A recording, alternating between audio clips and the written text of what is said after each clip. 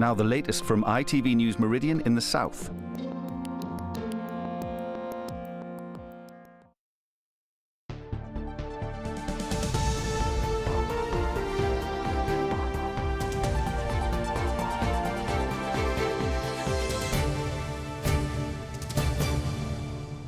Good evening, welcome to ITV News Meridian. Tonight's headlines. Happy birthday from Mr. President. Obama flies into Windsor Castle and controversy as the Queen's birthday celebrations light up the south. An old family connection, a young Barack, a pub crawl, a stag do and a stepmother's memories of his trips to our region. Also, a man on a mission. The 71-year-old grandfather who'll be taking part in the London Marathon this weekend. And spring is finally sprung. Don't believe it? All right, sail with us then through a sea of bluebells, 2 weeks early.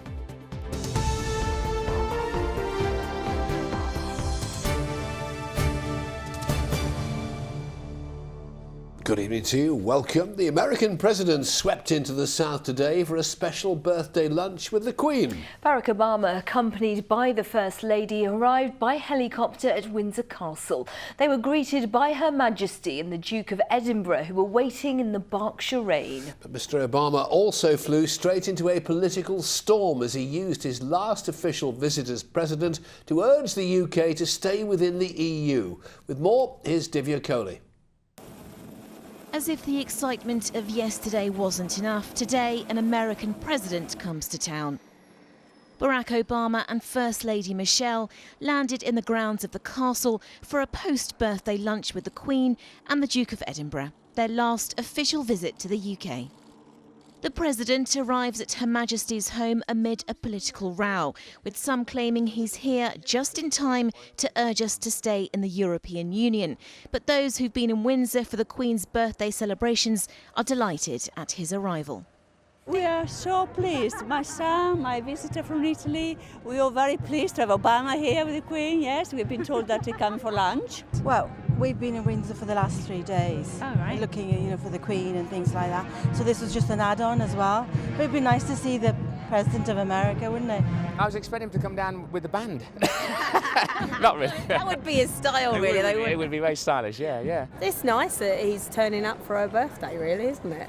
So we feel like she'll get a nice present. It's been a very busy few days in Windsor with the Queen's 90th birthday celebrations, a proud day for the town where thousands line the streets to wish her well. We're very lucky that we see members of the royal family on quite a regular basis.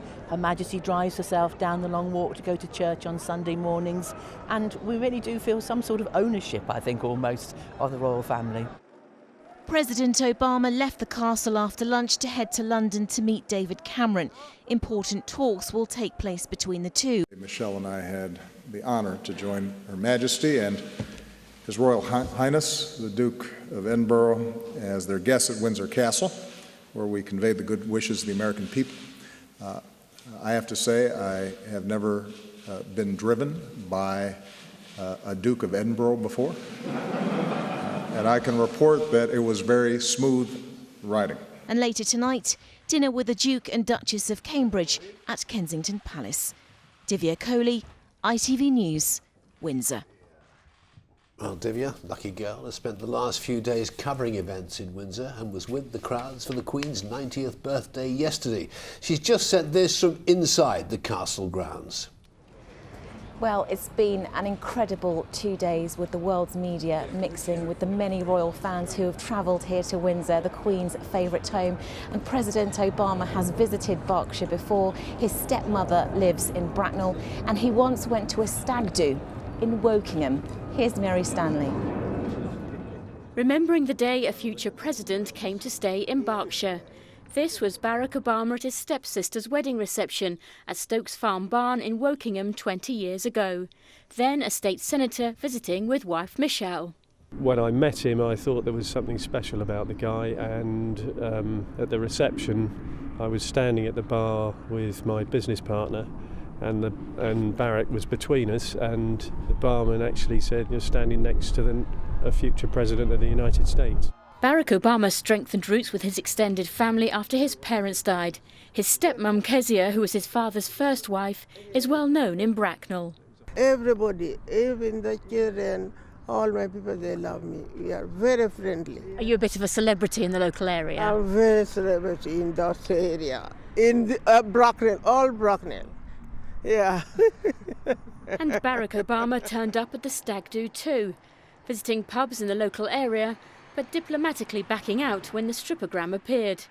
His visit has gone down in local history, with one man even planning a walking tour to recreate that night. He was just a all-round good guy, you know, not loud or, you know, a lot of people think Americans are loud, but he was just very calm and relaxed, and he got on well with my friends, so yeah, he just felt part of it. There are no plans for the President to see his Berkshire family this time, but they hope he'll visit when his term of office comes to an end. And who knows, another pub crawl around Wokingham may also be on the cards. Mary Stanley, ITV News, Wokingham. Well, we're looking forward to more celebrations in May for the Queen's 90th birthday, with many events taking place during the Royal Windsor Horse Show, a chance once more to join Her Majesty in her special year. Coley reporting there. And the Queen's birthday celebrations ended last night with the lighting of more than 1,000 beacons. Yes, the first beacon was lit at Windsor Castle, which was the signal to ignite many others, as Richard Slee will tell us. The Queen lit the single fuse that was to ignite more than 1,000 beacons across the country and overseas.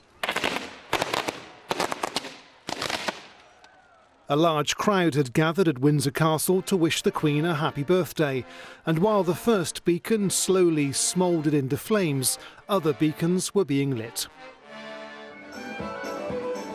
There was a party atmosphere at Porchester Castle, where the beacon and its ignition contrasted the medieval setting. She's hugely popular, and it's an incredible occasion to celebrate 90 years and of course 64 on the throne as well, so we're delighted to play our small part here. What a lovely person. How easy it is to chat with her. To do a full-time job the way she does at her age is absolutely amazing, so yeah, hats off to her really. In Crawley, the more traditional looking beacon was also lit by the town's mayor using a very long pole. And there were celebrations in Winchester. Well, I've already been to Windsor this morning to see her as well, and it was my dad's birthday today, so it's a big celebration for us. So happy birthday, Your Majesty. I think she's an amazing woman, amazingly strong woman, and a real leader and an example, and I'm a big fan of the Queen. I think she's a good queen to us. Why do you think that? Because she's nice to everyone.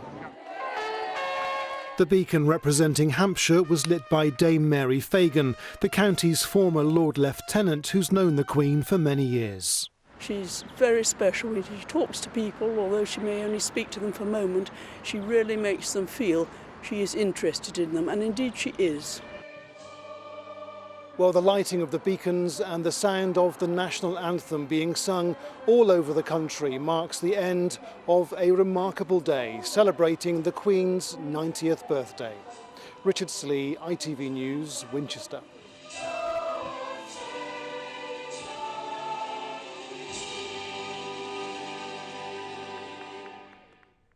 You're watching ITV News Meridian. Coming up, a marathon weekend. Sarah's here with your Sport Plus. Bluebell Woods a few weeks early. Simon's here with your weather, but is it good or bad news ahead?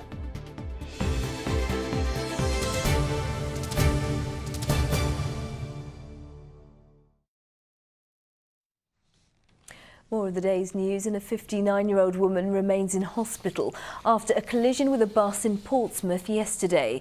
It happened just after 5 on Copner Road. The woman suffered a serious head injury and was airlifted to Southampton General Hospital. A police superintendent from Wiltshire Police has appeared in court charged with fraud. Andrew Carr, who's 47, allegedly wrote cheques without the proper permissions during his role as a treasurer of a local school parent-teacher association. He's currently suspended from the force and is due back in court next month. Southern Rail has published a revised timetable ahead of next week's planned strike by the RMT union. Conductors are due to stage a 24-hour walkout on Wednesday in a dispute over changes to their role and the introduction of driver-only trains. Passengers are being warned of significant disruption. It's believed that 1 in 5 women and 1 in 12 men will be stalked in their lifetime, yet stalking is a crime rarely reported to the police. Well, this week, singer Lily Allen spoke of her experiences after a stalker broke into her home and threatened to kill her. She says the police did little to help. Well, now as we approach the end of Stalking Awareness Week, a victim from Brighton who was stalked for more than 4 years has come forward and told us her story. Andy Dickinson reports. They say it's a crime all too often hidden from public eyes, yet it often ends in violence and even murder. Sam Taylor has 2 children by her former partner, but when she tried to end the relationship, he attacked her with a knife and tried to break her neck. He then stalked her for 4.5 years. He would text me, ring me, follow me. He slept in the allotments at the back of my property. He broke into my house and stayed the night. He stole a car. It was very fixated, obsessive behaviour. Even behind bars, Sam's stalker wouldn't let up, writing her hundreds of letters through a false name, circumventing restraining orders. A raft of paperwork now telling her tale. At the time, I didn't recognise that I was being stalked. I think, like many people, I thought that stalking was something that happened to celebrities. But once he attacked me, I was absolutely terrified because I really thought that potentially I would lose my life. I just felt like I was being hunted down. 3 years ago, anti-stalking laws were brought in, but critics say that with police failing to identify individual cases, they are having little effect. Well, stalking can lead to murder in extreme cases. It's a known risk factor, and if we don't learn the lessons, we don't recognise when stalking is going to escalate, it could result in more lives being lost. What absolutely needs to happen is that the difference between harassment and stalking needs to be understood. These cases, as in the case of Lily Allen, her case went on for 7 years. These are not isolated incidents that we're talking about. My case went on for 4.5 years. And it's very difficult to stop those patterns of behaviour if you're not convicting them of under the right law. Sam now works to help other victims of stalkers, but cases remain vastly underreported. The word stalking itself has power, she says. The more we use it and understand it, the easier it is to fight. Andy Dickinson, ITV News. Doctors and scientists at the University of Southampton have used advanced 3D X-ray imaging technology to gain new insight into the way an aggressive form of lung disease develops in the body. It's the first time the equipment, which was originally designed for analysing engineering parts such as jet turbine blades, has been used to image lung tissue samples. Plans to redevelop Brighton's Preston Barracks and the University of Brighton's Moulscombe campus have gone on display. Up to 350 new homes, a research centre and shops and cafes are proposed. An official planning application will be made later this year. More than £30,000 has been raised by Brighton marathon runners for the air ambulance. Over 100 runners pounded the city streets in aid of the helicopter emergency medical service, and the money's enough to fund 12 call-outs. The Isle of Wight has been named the second best island destination in the UK. Users of TripAdvisor praised the island's scenery and beaches. Jersey was named the top UK island. Well done, the Isle of Wight. Well deserved. For more on today's stories, do go to itv.com/Meridian. Updated throughout the weekend. Call us on this number, 0808 1010 095, or get in touch via Facebook or send us a tweet at ITV Meridian. So can Brighton win against Charlton, or will there be a sting in the tail? It's sport time with Sarah. Yes, thank you, Sangeeta. Yes, another crucial game for Brighton tomorrow in their quest for a place in the Premier League as the Albion travel to Charlton. In the meantime, tonight, all eyes will be on second place Burnley's match at Preston. Chris Hughton's side is separated from that second spot only by goal difference. It's a nice moment for the club to be in this level. we like this pressure, of course, to be in the top, and we need to deal with that. And in the moment, the players and the staff and everyone here in the club enjoying in the moment. In the Premier League, Southampton boss Ronald Koeman says his side need to win all 4 of their remaining matches, starting with tomorrow's trip to Aston Villa to be in with a chance of qualifying for Europe. Bournemouth host Chelsea. A win would take them level on points with last year's champions.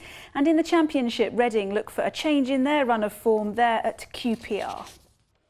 In League One, Swindon are at home to Chesterfield. League Two, Crawley Town host Carlisle. And in the promotion chase, Oxford United are looking for a positive result at home to Hartlepool to make sure they stay in the automatic promotion places. And Portsmouth in 6th place play 8th place Wickham at Fratton Park.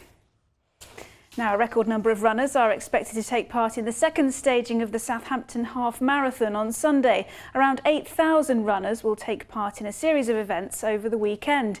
And on Sunday, it is the annual London Marathon, a distance of 26.2 miles, taken on by more than 38,000 participants. One of those will be 71-year-old Martin Jacobs, who, despite having sight and mobility problems, is absolutely determined to do his bit to raise money for the Naomi House Children's Hospice. Here's Sally Simmons.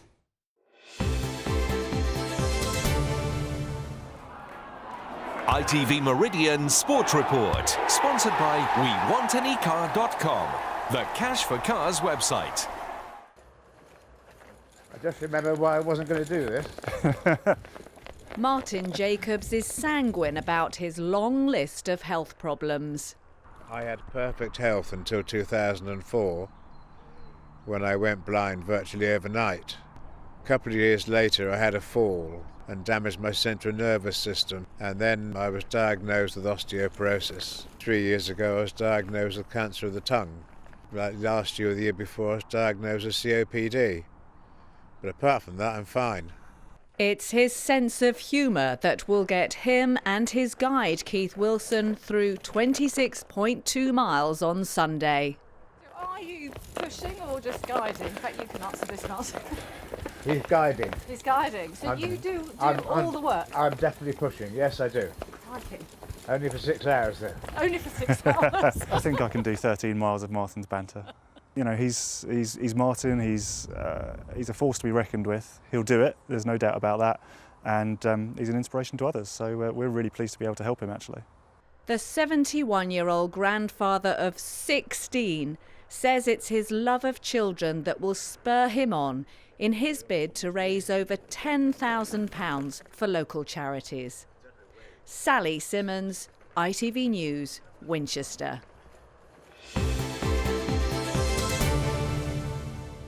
Incredible. Martin, enjoy your day. Absolutely. And anyone taking part, send us their pictures. Send us your pictures, definitely. Good luck to everybody. Sarah, thank Thanks, you. Sarah.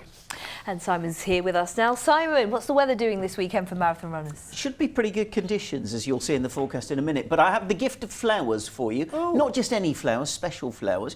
They used to be used, the sap, to bind paper to the spines of books. They say if you hear one ring, then it means you're going to die. Oh. But it's not all bad news, because they were silent on the day I went to look at the bluebells at Wakehurst Place in Sussex.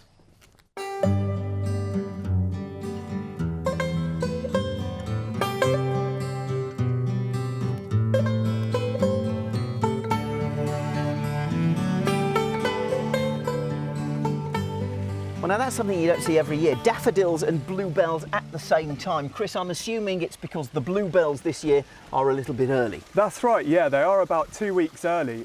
We are an island, so if we have a mild winter or a warm spring, then the flowering times are affected. And these ones, they've not been planted here, have they? No, that's right. They've completely naturalised, so they've grown here. And these are the actual traditional British ones, aren't they? That's right, they're British native bluebells. And you can tell because of the way that the bells hang. Yeah, that's it. They're more purple in colour, and they're quite dainty, and the petals are curled back. They're also quite a deep shade of purple as well. And it's the fact that they hang sort of like a shepherd's crook, isn't it? Absolutely, yeah.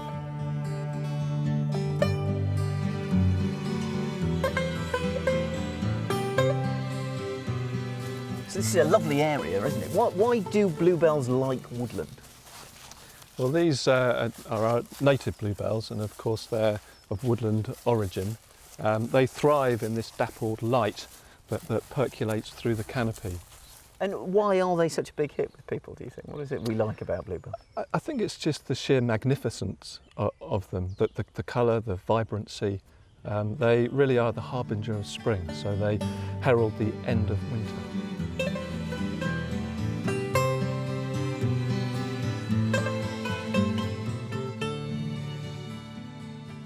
It's a sight to gladden your heart, and I don't mean you. No, the flowers look Yes. great, don't they? But Ian was tempting fate there when he said about, winter's ended, spring has started. So has it? Well, this weekend we have a bit of a, sort of a knockback. Yeah, that's all I'm prepared to say at the minute. How long is this knockback going to last? I'm not going to comment. No. Oh dear, Get it your sounds a now. bit ominous. Let's have a look. Simon Parkin.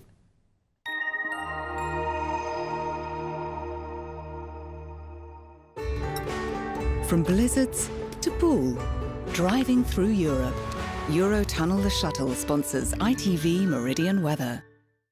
Well, now, according to Mike Boss, the interesting phenomenon of the white bluebell only happens in 1 in every 10,000 bulbs. So now you know. But as far as the fine spring-like weather that's brought on the bluebells early, sadly, all goes a bit wrong this weekend. We've got a blob of rain on top of us just now. You can see that through the night that's going to sink slowly southwards. Clear skies developing from the north as the night goes on, which means by the end of the night to the north of the M4, quite nippy here.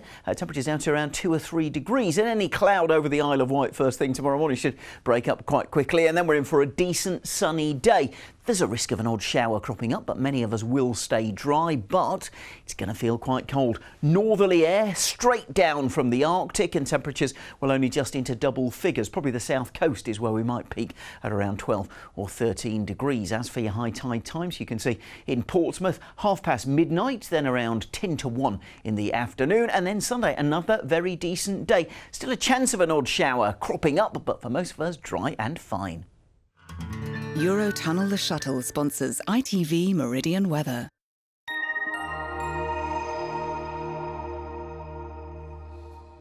Next, the evening news with Alistair Stewart and Charlene White. Thank you very much indeed for watching us. Enjoy your weekend. We'll see you again on Monday. Until then, from the entire team here, take care. Happy Bye-bye. weekend. Bye-bye.